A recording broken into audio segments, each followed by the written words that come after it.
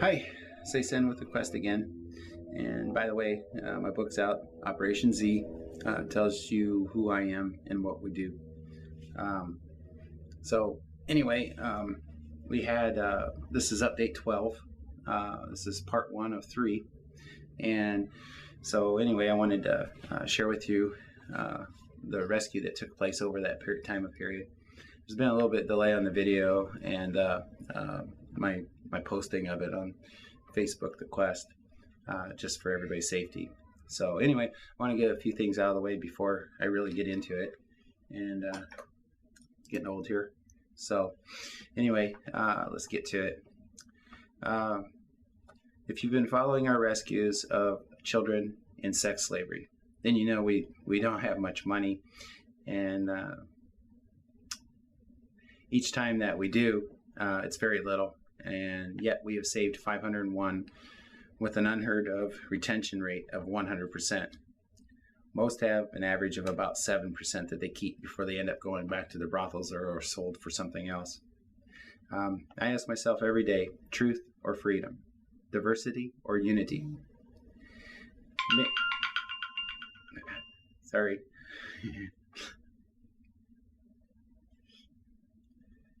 Probably go off again, so anyway. Maybe I'm giving Americans too much credit for their charity, or maybe failure of my marketing abilities, or not finding the people that just want to afford their expertise. Whatever it may be, it will not stop. This quest, just on how many, whatever it may be, it won't stop us. It'll just matter on how many that we're able to save. So I, as always, have took this temporary problem into my own hands. My team and my volunteers have been asking me daily when we're going to save some more children. I know this means a lot to them, as does me and the growth we are all going through learning about humans. The thing is that we've overpopulated the orphanages and running out of surrogate parents and such. And it costs money for these orphanages to take our kids in. So when we reach like a maximum, then we got to find a way to cover those expenses for them. It's like $8 a month. So you can start adding up. But we do find a lot of homes for some of these kids. So, but there's also the expenses of new birth certificates and things like that. So they're not detected if they leave an orphanage or such. So anyway, I got an emotional call from the ground units, and about doing another rescue, and so I had to think it out. We were all dying to get back in the action, so I called them back and told them we got to do this on our own. I asked them to raise as much money as they could, and then to get back with me. We wanted to make this a Thanksgiving surprise. While they took off spreading the word, I made a sign, help me save children in sex slavery, and stood on the street right along with the beggars. I did this for 17 straight hours in Oxnard. And I raised $88.23. And then got home and called the team to see where they were. They were pretty excited, but found the same difficulties as I had with people's lack of interest in humanity's obligations. They pooled their money together that they were going to use on Thanksgiving and extra, the things that they did manage to get. Between the volunteers and the team members, they raised $622.18, giving us a total of $710.41. Some of you may wonder why I include the cents in these numbers. Think about it. It was on. So we began to gather current intel and put together a plan and how far this money would go. Let me step back a little and explain what has happened recently.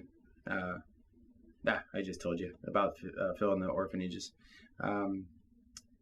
And it's hard to find new ones, but we have found a few new ones. The vetting process that we have to do has to be very extreme, and it has to come from different sources in order that we know that they're not going to be a retailer for these kids. So anyway, so like I said, we acquired a few more, and let's see here. They got to be able to keep them safe until they're old enough to leave, or adopted, or returned to their family. Also, something that shocked us was one of the nuns that's been with us from pretty near day one. She went rogue, and she created a house to specifically take in kids of the Quest. She did the hard work getting the location and the housing, and none of us knew until she asked for suggestions of security. That's one of the ways that it works with these people. Rather than, she asked for suggestions, that means that she needed some help.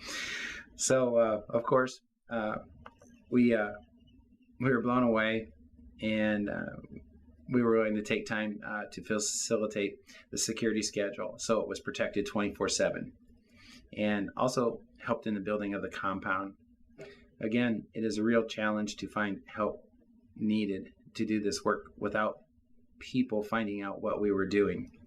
A leak could cause attacks from those who rescue the kids, and this is major in our cause. We know how valuable that these children are, and to the bad guys.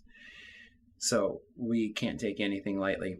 And it makes it really difficult sometimes, because you want to tell people, you want to be able to just take them there and show them everything.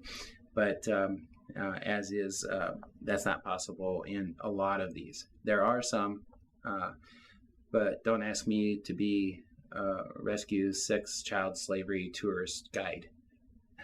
I'm really getting tired of that. So anyway, you don't live your fantasies out through us. This is real, and we get it done. And we're going to see to it through the end. So here we go. We have identified some targets and put everything into motion to begin our actions. Just to review how this is done, we do days of or months of surveillance, finding everything that we need to know to extract the kids, minimizing the danger to the kids and us. Then we need transport and a safe house or houses. That's my cat. She works with me. And she talks a lot. Yeah. We need the safe houses so they can be checked by medical and cleaned up and calmed down. Then off to predestined homes, primarily orphanages. There each will be evaluated for where they will stay or go to. Having chosen the brothels to hit, we set up the actions and timing of each.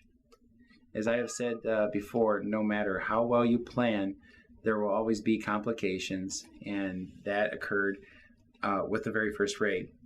It was in the center of our tri-country area, and it was a standalone building surrounded by a group of other criminal activities. It was also outside a larger city, making it a great destination for scum. Also, we see many police and government officials frequenting this neighborhood, adding to the difficulty of the rescue here. But the team has been wanting to face this kind of challenge, going right into the middle and thick of all these things. It would send a really big message to the bad guys. Also, not many really know how well trained our people are, and we could actually pull this off. We were all in. Somehow we knew we would make this happen, and no one questioned it. It was a feeling, you just know sometimes. Like I said, this was a scary one.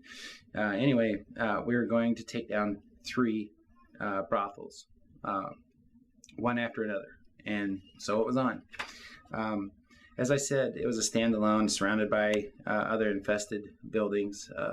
Everyone was nervous except for the team and me. Surveillance stood down, and in moved the team of 7. there was a short field that had to be passed before we could hit it. And on top of that, there was not much cover behind. This made it really difficult to hide our vehicles, our liberated vehicles. So 4 team members would slide across the grass till they could enter without notice. And then the others would follow in with the trucks. We knew there were 32 kids there, ages from 7 to 16, and we did not believe they were very healthy. This is one of those places they keep them until they get too sick and sell them for their organs. Some unexpected visitors arrived right in the middle of all this, and it caught our grass crawlers halfway there. All had to hold positions, and worse, daylight came. In this situation, all you can do is hold till the opportunity gave us the go to continue. The 4 team members, like I said, were very skilled, and this is not new to them. They stayed there all day and most of the next night till we were a few hours from daybreak. During the night, they were able to move again and inched closer to the point. They waited for the timing that we needed. I was on the video, and after checking with everyone that was in place, I gave the go-ahead. The other locations were also in the fold, waiting for their time to do their raids.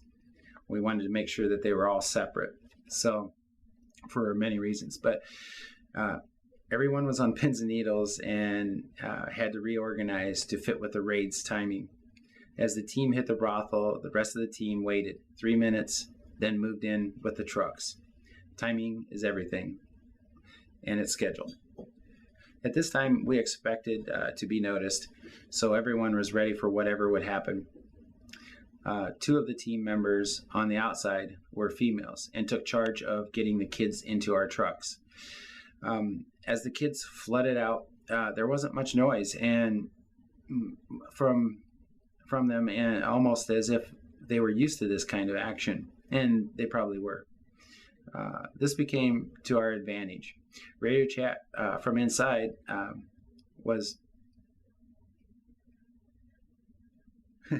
I got lost here.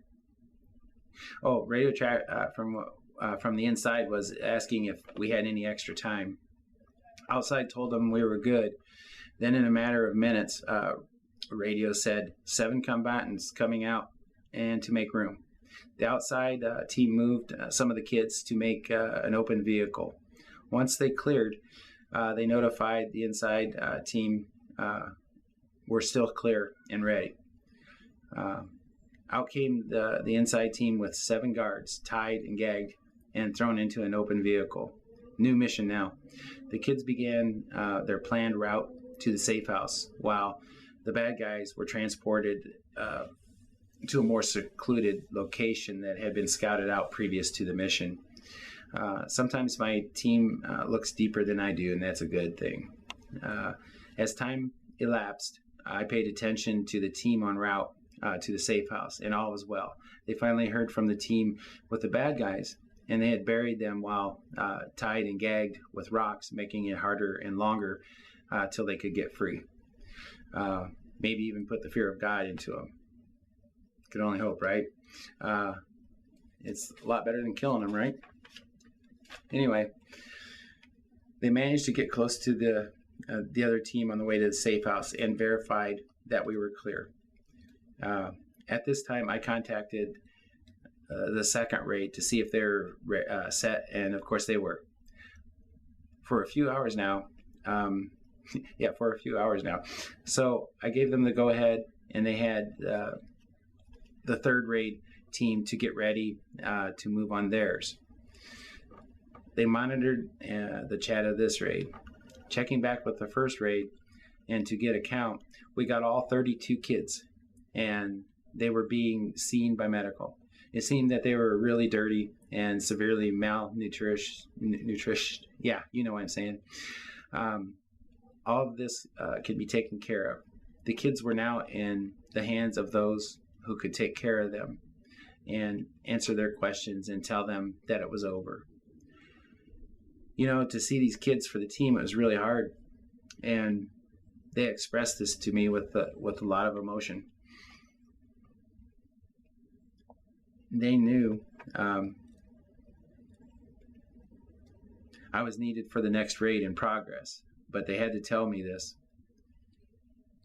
We've all seen this before, yet you never ever get used to it.